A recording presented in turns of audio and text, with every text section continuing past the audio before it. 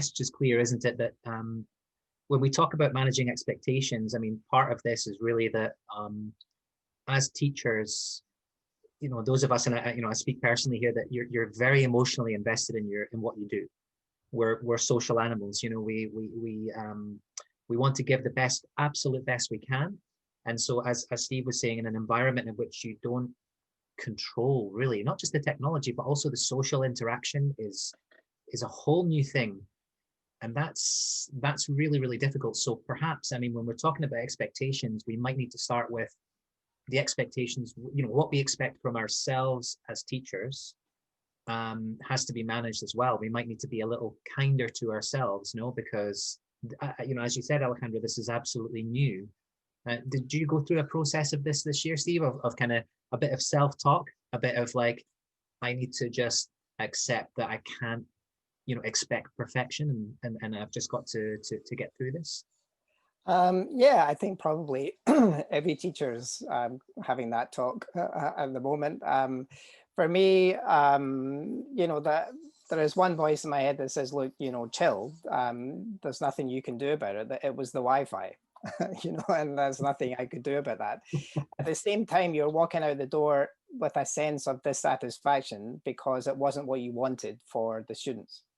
I think, I completely agree with what Ali said just a few moments ago in terms of the students' expectations. I think on the one level, they are high, but another level, I think they are realistic at the same time. I think people get the fact that it's not the same. And, for some of the online students I'm working with, they actually have articulated how it's actually been good for them because they can be at home, they can do other things, and they can continue their studies.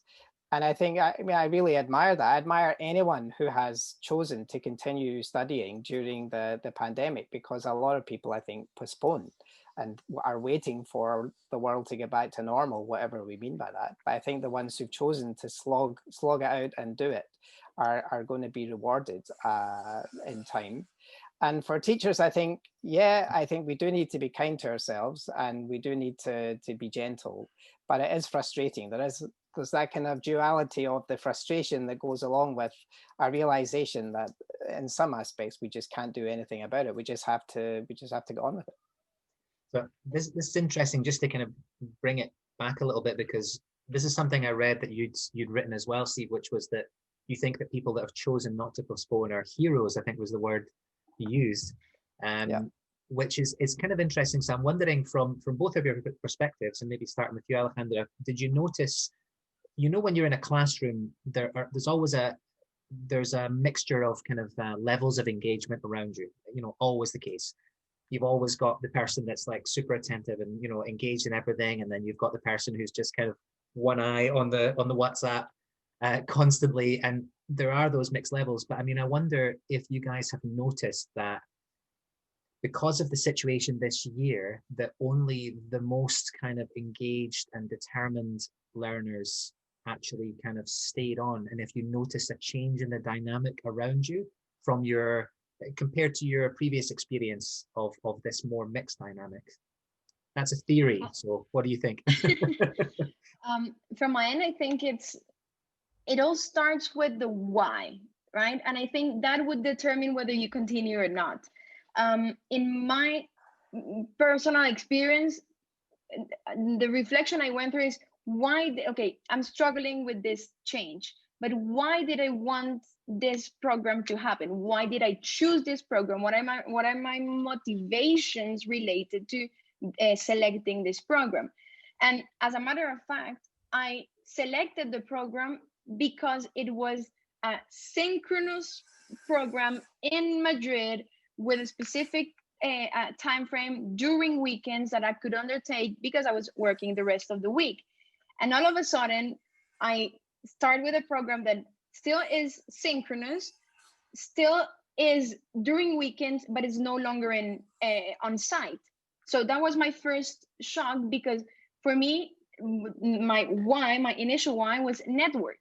And everyone needs to be able to support you to be able to build that network you were expecting. But then it got even more complicated because I had to leave Spain at some point and go back to this side of the world where I am. So I moved to the US back then.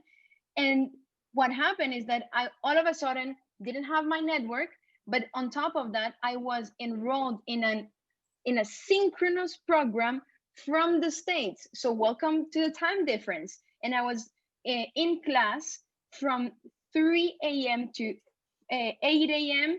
in my Saturdays, because that's the way the program is. So add to that, of course, that your brain just doesn't work at those times with 5-hour classes, and you have all of this cocktail of things, and it's very easy to say, you know what, I quit, this is just too complicated.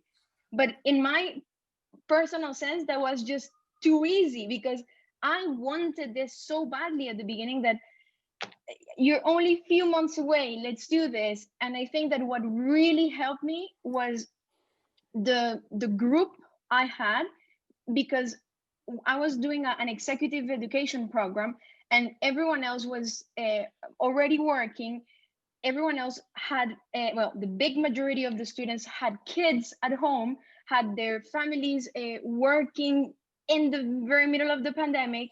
And I just felt guilty in some extent, saying, I'm only working, I don't have a family to handle, so I must do this. And I think that was really something that lifted me up in that experience. And I said, you know what, they take care of their kids, I take care of myself, and I wake up at 3 a.m. on a Saturday, and this is how I do it.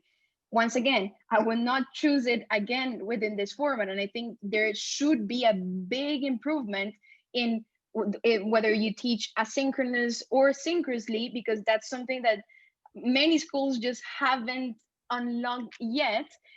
But at the same time, it's something that if the sense of community is just bringing you up, that's exactly what you want. Otherwise, it's just going to be very complicated. And that's when I come back to my reason, which was the network. That was my initial reason.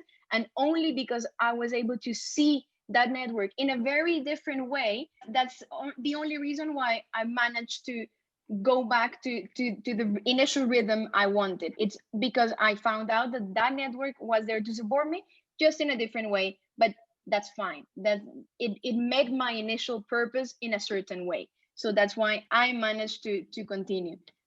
Well, I think that's refined things a little bit, and I wonder if that's what your experience has been, Steve, that you found that the people in front of you, whether on screen or on the chair, were kind of, because of the situation, they had to reconnect with their why, and whether you noticed a different level of engagement and motivation because of that.